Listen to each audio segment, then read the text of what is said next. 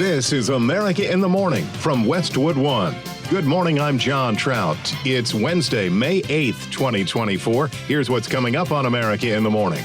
Donald Trump in the hush money trial decries being on trial in the first place. It's a disgrace. I'm Linda Kenyon. Storm recovery after a deadly twister in Oklahoma. And they just upgraded it to an F4. I'm Clayton Neville. President Biden is condemning rising anti-Semitism. And people are already forgetting. Sagar Meghani at the White House. The crew of the Dolly will remain on board as explosives are used on the remaining part of the collapsed Francis Scott Key Bridge. I'm Haya Panjwani. With the Dow on its longest winning streak since last December, investors are waiting for results from Uber and Airbnb today. I'm Jessica Ettinger. Boeing being investigated again, this time for concerns at a South Carolina factory. Jennifer King has that. For the first time in their 114-year history, the Boy Scouts have a new name. I'm Shelley Adler. All ahead on America in the Morning. In a day that the federal judge overseeing Donald Trump's classified documents case in Florida announced it was indefinitely delayed, we find the most dramatic day yet in the former president's hush money trial in New York. Correspondent Linda Kenyon has the update. Raunchy, risque, salacious. These are all words used to describe the testimony of former adult film actress Stormy Daniels as she spoke about having sex with Donald Trump in 2006 before he ran for president. Trump is charged with 34 counts of falsifying business records over an alleged repayment scheme to his personal attorney, Michael Cohen, who sent Daniels $130,000 to stop her from talking before the 2016 election. The prosecution alleges the reimbursements were falsely classified as legal expenses to conceal their true purpose and to influence the presidential race. Trump has pleaded not guilty and denied any wrongdoing. The former president spoke to reporters outside the courtroom. So this was a very big day, a very revealing day. As you see, their case is totally falling apart. They have nothing on books and records, and even something that should bear very little relationship to the case. It's just a disaster for the DA. Inside the courtroom, Stormy Daniels provided vivid, highly specific details of a sexual encounter, so vivid that the defense demanded a mistrial. The judge did say some things were better unsaid, but ruled a mistrial was not warranted. Trump called the entire trial a disgrace. This was a very revealing day in court. Any honest reporter would say that. And he complained he could not be on the campaign trail because he had to be in the courtroom for the trial. I'm stuck. I'm here. Instead of being in Georgia, instead of being in New Hampshire, instead of being in Wisconsin, and all the different states that we wanted to be in, we're not able to be there because we're stuck in this trial, which everyone knows is a hoax. The trial will take a day off today. It will continue on Thursday with cross-examination of the witness. Linda Kenyon, Washington. The recovery begins in parts of Oklahoma after a deadly tornado smashed through the Sooner State. Correspondent Clayton Neville reports that destructive storms made their presence felt through the plains that also included giant hail, drenching rain, and hurricane-force winds. I think we had like 44 minutes of warning of this tornado that was coming through. I just talked to the National Weather Service. They're on site right now assessing the damage, and they just upgraded it to an F4, which is double-check me on it, but around 170 mile-an-hour winds. The twister tore through Barnesdall and Bartlesville, Oklahoma, destroying dozens of homes in its path. At least one person killed and several hurt in what Oklahoma Governor Kevin Stitt said was an EF4 classified tornado. We just toured the damage here, probably 60, 70 homes that were totally destroyed, and I think the count's up to probably 350 or so statewide now. The governor said the state is receiving federal help and money from the state legislature, too. The feds have been really, really helpful. They've approved everything that we've asked for from FEMA. Administrator Chris Wells also already reached out on this latest round of storms.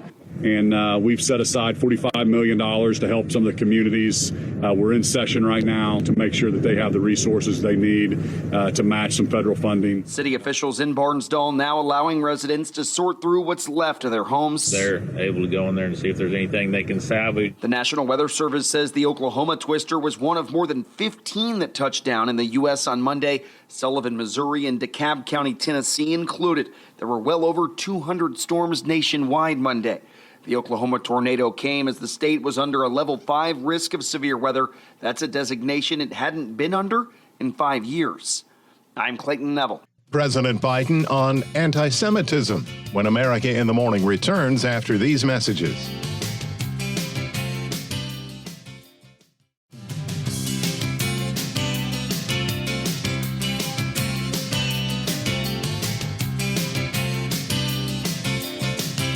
Welcome back. This is America in the Morning. We have widespread thunderstorms and some garden variety showers popping up across the U.S. today.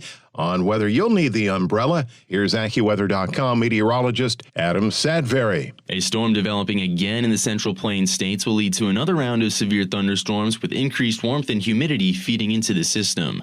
This will run from the lower Mississippi River Valley into the southeast.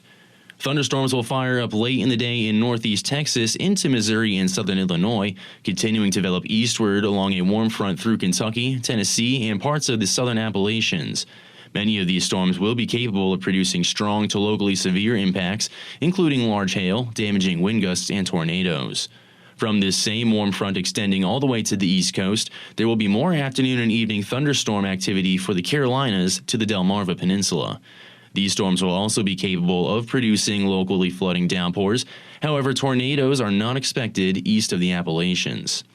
Another system will bring strong winds, steady rain, and high-elevation snow to the Big Sky country as low pressure dips southward through the northern high plains. Portions of the Rockies could see several inches of snow by Thursday morning.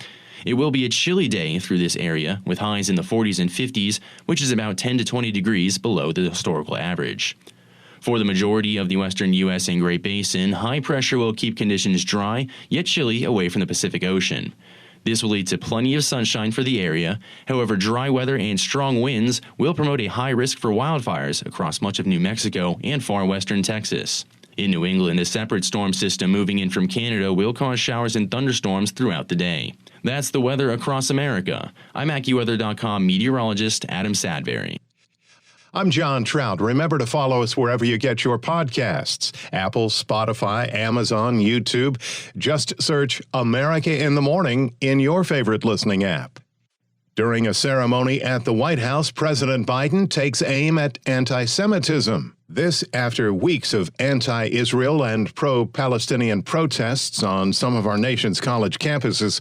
Washington correspondent Sagar Meghani reports. Here we are. Not 75 years later, but just 7.5 months later, and people are already forgetting. President Biden is condemning rising anti-Semitism amid controversy over the war in Gaza. We've seen a ferocious surge of anti-Semitism in America and around the world. At a Holocaust victims' remembrance ceremony in the Capitol. This ancient hatred of Jews didn't begin with the Holocaust. It didn't end with the Holocaust either, or even after our victory in World War II. This hatred continues to lie deep in the hearts of too many people in the world, and it requires our continued vigilance and outspokenness. The president says Hamas brought that hatred to life by attacking Israel in October. They're already forgetting that Hamas unleashed this terror. It was Hamas that brutalized Israelis. It was Hamas who took and continues to hold hostages. I have not forgotten, nor have you, and we will not forget.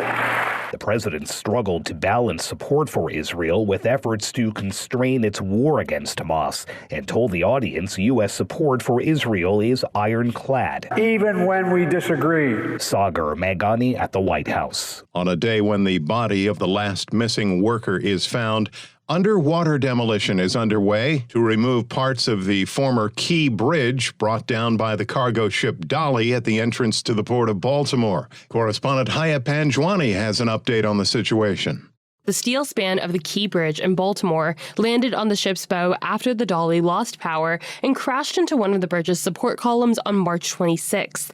Since then, the ship has been stuck amid the wreckage. In the coming days, the Dolly's 21-member crew, of which 20 are from India and 1 is from Sri Lanka, will shelter in place aboard the ship while the explosives are detonated. Officials say the controlled demolition in the coming days will allow the Dolly to be refloated and guided back into the port of Baltimore. A spokesperson for the crew did not immediately respond to a request for comment. I'm Haya Panjwani. When we return on America in the Morning, Disney Plus goes the way of Netflix after these messages.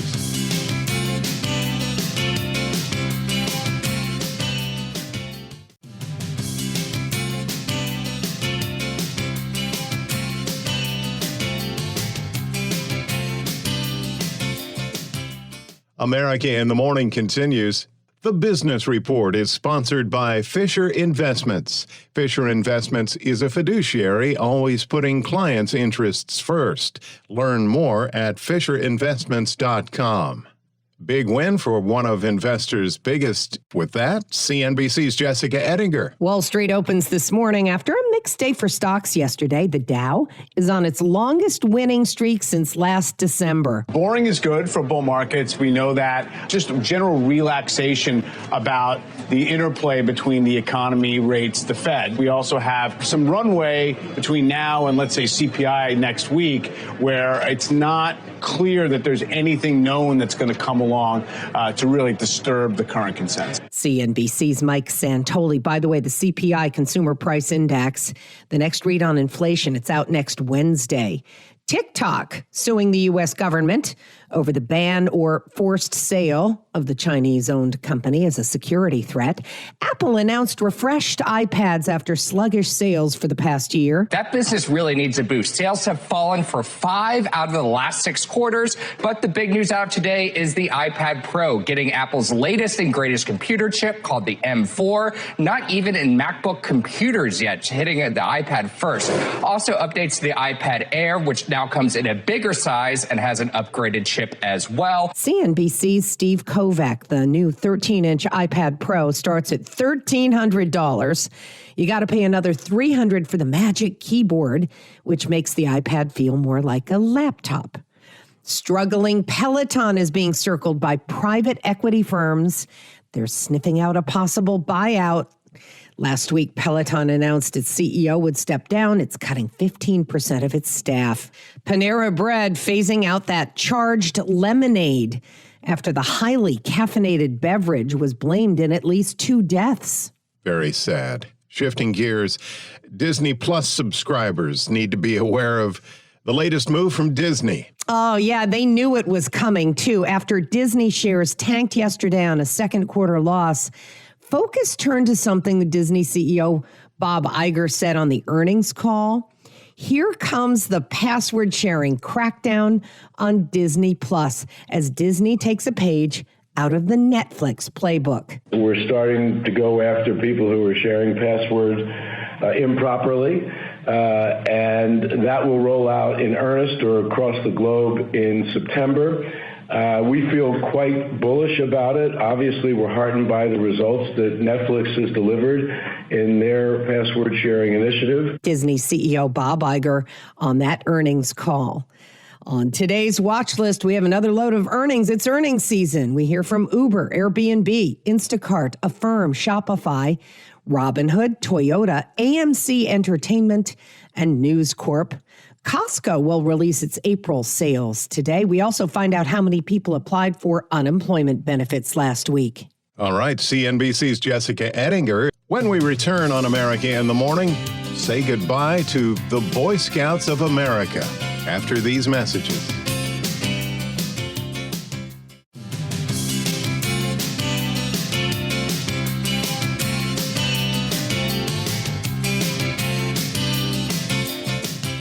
Back now on America in the Morning. The Department of Justice said it would meet with the families of Boeing victims of 2 fatal 737 MAX crashes. Jennifer King reports that the airline manufacturer is being investigated by the FAA surrounding issues in their South Carolina factory. The Federal Aviation Administration has opened an investigation after Boeing reported that several workers at their plant in North Charleston, South Carolina, falsified inspection records on some 787 Dreamliner airplanes. A company review found some employees did not conduct a required test of the wing to fuselage joint, but reported it as being completed. Boeing has been under pressure since a door plug blew out of a 737 MAX in January and 2 deadly crashes of MAX jets in 2018 and 2019. Javier de Luis, a lecturer lecturer in aeronautics at MIT who lost his sister in a Boeing MAX jet crash, spoke before a Senate committee on April 17th. They hear safety is our number one priority. But what they see is that that's only true as long as your production milestones are met. And at that point, it's push it out the door as fast as you can. Boeing says there's no flight safety issue, but having to perform the test out of order on planes will slow the delivery of jets still being built. Jennifer King, Washington. For the first time in their 114-year history, the Boy Scouts of America have a new name. Correspondent Shelley Adler reports.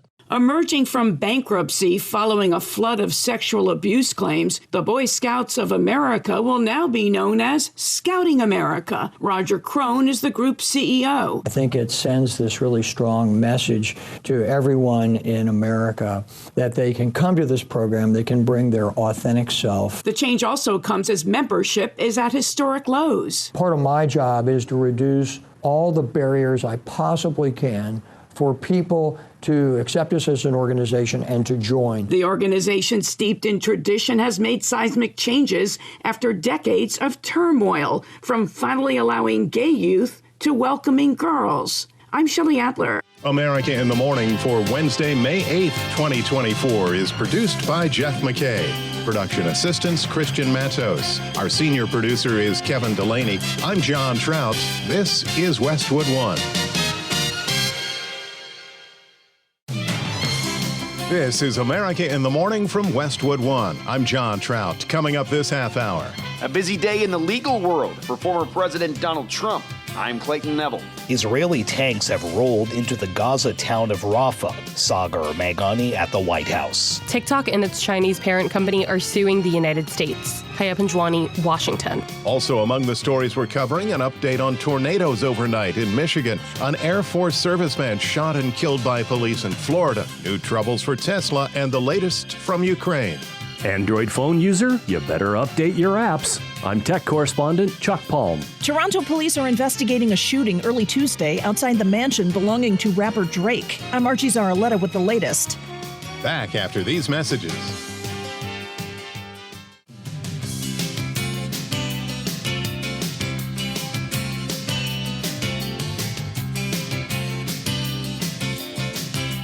This is America in the Morning. The potential for severe weather again today, and with more on that, here's AccuWeather.com meteorologist Adam Sadbury. Another potent storm system is set to originate out of the central United States later this afternoon into this evening.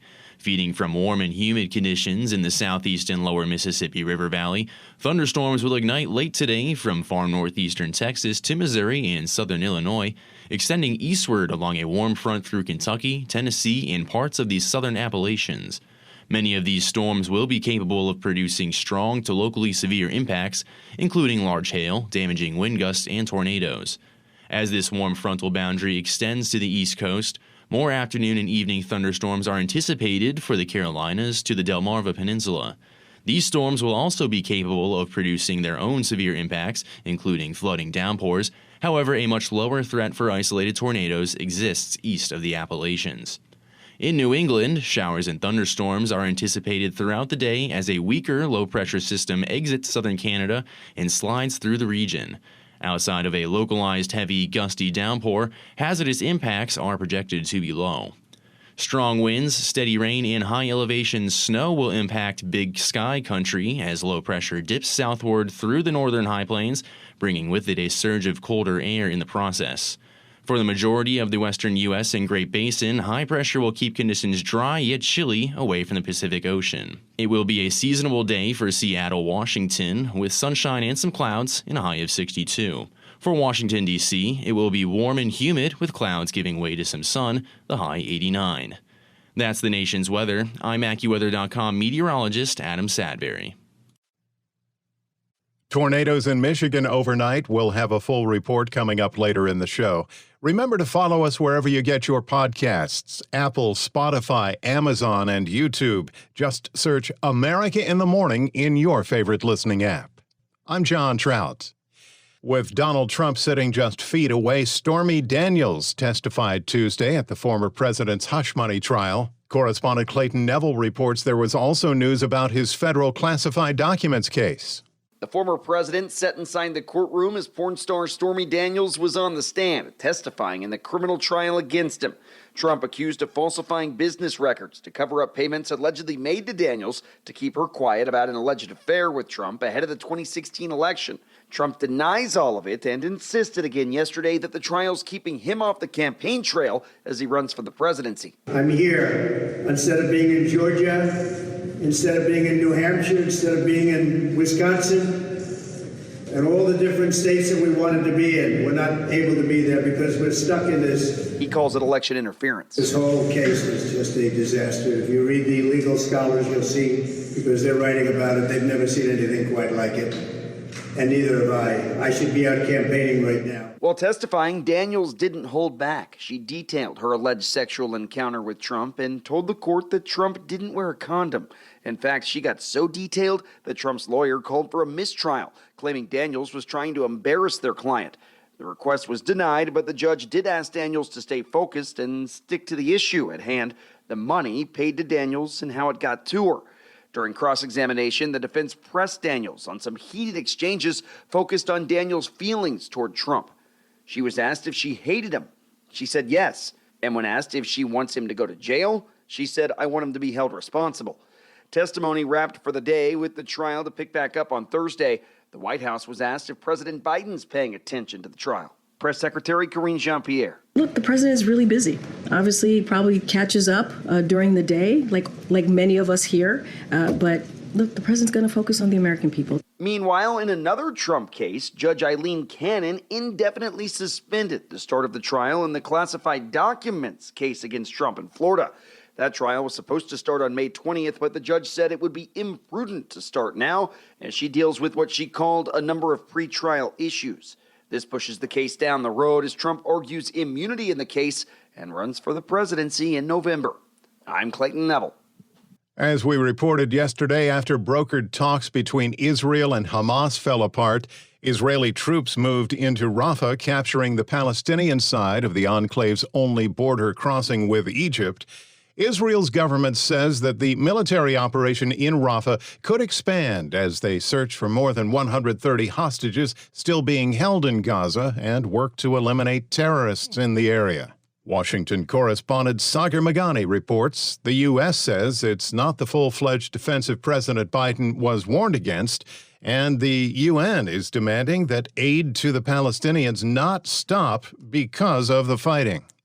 I'm disturbed and distressed by the renewed military activity in Rafah by the Israeli Defense Forces. The closure of both Rafah and Karem Shalom crossings is especially damaging to an already dire humanitarian situation. They must be reopened immediately. Israeli tanks have rolled into the Gaza town of Rafah in what the U.S. calls a limited operation. Israeli troops seized control of the vital Rafah border crossing, raising fears of the full-scale invasion President Biden has warned against. This is an operation of limited scope, scale, and duration, and aimed at cutting off Hamas's ability to ship arms across the Rafah border. White House National Security spokesman John Kirby says Israel describes it as a more limited operation aimed at cutting off Hamas arms smuggling. How they've described this is not of a size, scale, duration, and scope that one could equate to a major ground operation. Still, Israel's defense minister says the operation will deepen if talks on a hostage deal with Hamas fail. If Israel is forced to stand alone, Israel will stand alone. But we know we're not alone because countless decent people around the world support our just cause. I say to the leaders of the world, no amount of pressure, no decision by any international forum will stop Israel from defending itself. Sagar Meghani at the White House. A foreign company is taking the United States to court. ByteDance, the Chinese-owned parent company of the popular social media app TikTok, is claiming that the recently signed law passed by Congress and approved by President Biden that forces the company's sale violates their First Amendment rights. Correspondent Haya Panjwani reports.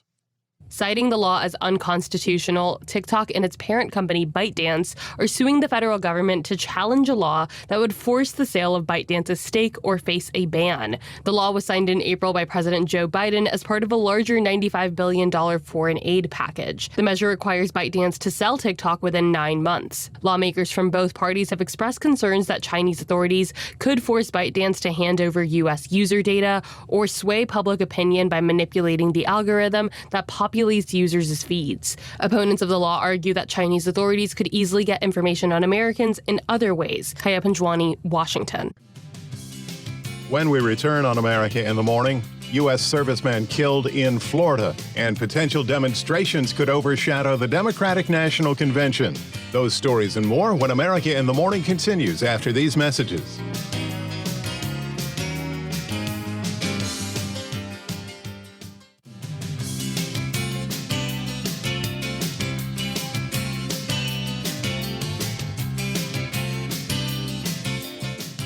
America in the Morning continues. I'm John Trout.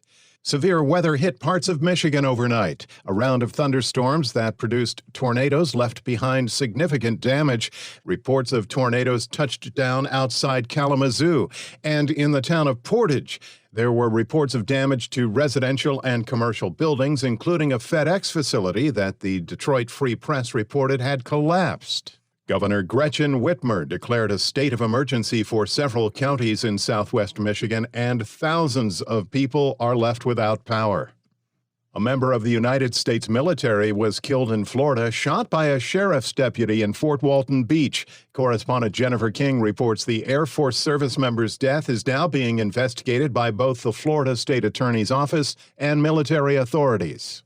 The Okaloosa County Sheriff's Office says a deputy responding to the call of a disturbance in progress on Friday reacted in self-defense after he encountered a 23-year-old man armed with a gun. Now the U.S. Air Force has confirmed Senior Airman Roger Fortson was the man the deputy shot. Fortson was assigned to the 4th Special Operations Squadron at Holbert Field in northwestern Florida. He was shot at his off-base residence on Racetrack Road in Fort Walton Beach and reportedly died at the hospital. Air Force sources told Task and Purpose Fortson was a special missions aviator assigned to the squadron's AC-130J Ghost Rider gunships. The sheriff's office says the deputy was placed on administrative leave pending an investigation. I'm Jennifer King. Democrats, preparing for their summer national convention, face growing concerns of massive demonstrations in light of recent campus protests. Correspondent Norman Hall reports. As pro-Palestinian demonstrations escalate on college campuses around the country, critics of President Joe Biden's handling of the Israel-Hamas war suggest this summer's Democratic National Convention could be hit by protest. Dozens of organizations have formed a coalition called March on the DNC, when the convention opens in Chicago on August 19th. Activists have sued, alleging First Amendment violations because the city's only offered permits for demonstrations miles away from the United Center. Protesters have vowed to march on it anyway. I'm Norman Hall. New troubles for electric car maker Tesla. Correspondent Julie Walker has the story. Investigators with the National Highway Traffic Safety Administration want Tesla to tell them how and why it developed the fix in a recall of more than 2 million vehicles equipped with the company's autopilot. They have concerns about whether the recall remedy worked because Tesla has reported 20 crashes since the fix was sent out as an online software update in December. In an 18-page letter to Tesla posted on the agency's website, investigators wrote they could not find a difference between warnings to the driver to pay attention before the recall and after the new software was sent out. The agency said it will evaluate whether driver warnings are adequate. I'm Julie Walker. Overseas now, and reports out of Ukraine that they claim to have foiled a Russian spy agency plot to assassinate Volodymyr Zelensky. Correspondent Ben Thomas reports this comes as the Kremlin spent the day celebrating Vladimir Putin being installed for the 5th time as his nation's president. Ukraine says it's foiled a Russian plot to assassinate President Volodymyr Zelensky and other top military and political figures. Ukraine's State Security Service says 2 colonels in the State Guard of Ukraine, which protects top officials, have been detained on suspicion of enacting the plan drawn up by Russia's Federal Security Service. They say it called for an attack before Russian President Vladimir Putin's inauguration for a 5th term. Ukraine claims Russia's efforts to kill Zelensky are not new. In 2022, Zelensky himself said there had been at least 10 attempts to assassinate him. I'm Ben Thomas. A Missouri man is facing a second-degree murder charge for allegedly strangling his wife to death as she was laying in a hospital bed. Authorities report that Ronnie Wiggs admitted to police that he killed his wife, who went to the hospital for her dialysis treatment. Hospital workers responded to her room for a code blue when she was found unresponsive. It was at that point that Wiggs told the medical staff that he choked her. Fox News reports Wiggs told police the reason he killed his wife was that he was depressed and couldn't take care of her or afford the medical bills. Shifting gears, Android phones have access to thousands of applications on the Google Play Store. Now comes a warning that some of these apps may be sharing malicious code. Chuck Palm explains in today's Tech Report. According to Tom'sGuide.com, Microsoft is sounding the alarm about a recently discovered critical security vulnerability on Android apps named Dirty Stream. This flaw impacts multiple applications with hundreds of millions of installs, and the vulnerability has already shared data between multiple apps, revealing all kinds of user information to potential malicious sources. The good news? Most vendors have already patched their apps and have sent out updates to repair the damage. Applications like Xiaomi's File Manager and WPS Office acted swiftly to send out patches and remove the vulnerability from their applications. The Dirty Stream hack exploited a vulnerability allowing apps to talk to one another and create files on your phone. These files could then be weaponized to execute unauthorized code, steal data, even hijack an application, while the user is none the wiser. Android users, this is a reminder to update your apps in the Google Play Store. I'm Chuck Palm. Midweek Sports is in, and so is our John Stolness with a report. In a dominating performance to open up their Eastern Conference semifinals matchup, the Boston Celtics were led by Jaylen Brown's 32 points in a 120-95 win over the Cleveland Cavaliers in Game 1. It's going to be tough for a team to have to beat us 4 times, but as long as we come out and we execute on both ends and we're the harder playing team, I think we'll be fine. Sound courtesy of NBC Sports Boston. Out west, the Oklahoma City Thunder jumped out to a 1-0 series lead in their West semifinals matchup against the Dallas Mavericks. Timberwolves center Rudy Gobert made NBA history by earning a record-tying 4th Defensive Player of the Year award. He joins Hall of Famers Dikembe Mutombo and Ben Wallace as the other 4-time winners. On the ice, Vincent Trocheck ended a heart-stopper with 7:24 left in the second overtime to give the New York Rangers a 4-3 win over the Carolina Hurricanes. Follow-up is free. They score! Vincent Trocheck wins it in overtime for New York. ESPN on the call as New York takes a 2-0 series lead in their second-round playoff series. In baseball, Michael Busch hit a walk-off 2-run home run to save another brilliant outing by Cubs starter Shota Imanaga for a 3-2 Chicago win over the Padres.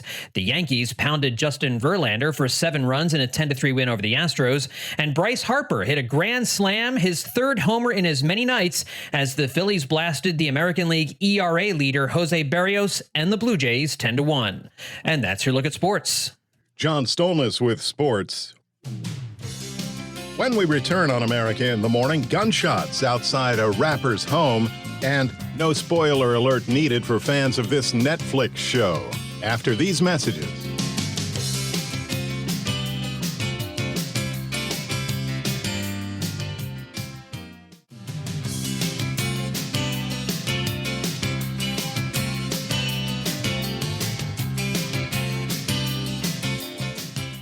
America in the Morning continues. Authorities in Canada are investigating after a man was shot outside of the Toronto mansion belonging to the rapper Drake.